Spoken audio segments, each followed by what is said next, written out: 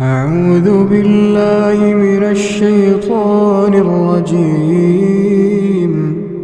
بسم الله الرحمن الرحيم. ألف لام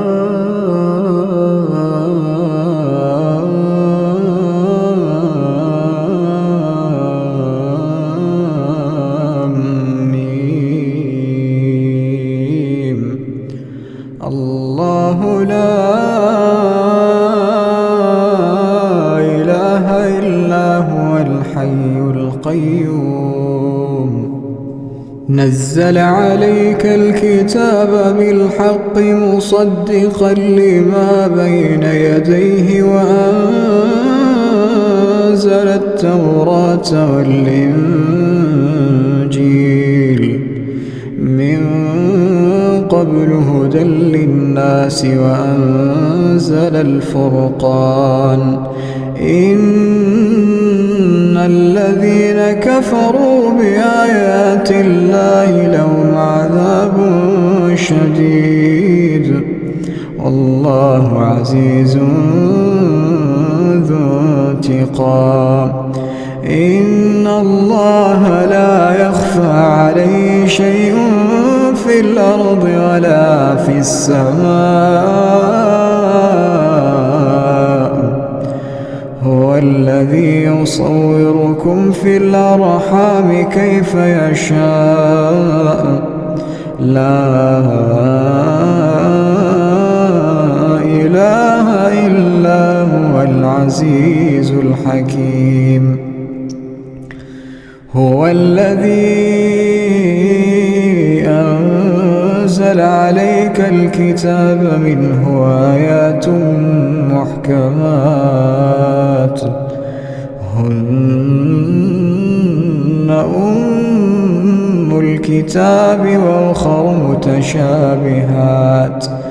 فأما الذين في قلوبهم زيغ فيتبعون ما تشابه منه ابتغاء الفتنة وابتغاء تأويله وما يعلم تأويله إلا الله. والراسخون في العلم يقولون آمنا به كل من عند ربنا وما يذكر إلا أولو الألباب. ربنا لا تزغ قلوبنا بعد إذ هديتنا وهب لنا من لدنك رحمة إنك أنت الوهاب. ربنا إنك جامع الناس ليوم لا ريب فيه إن الله لا يخلف الميعاد. إن الذين كفروا لن تغني عنهم أموالهم ولا أولادهم من الله شيئا وأولئك هم وقود النار.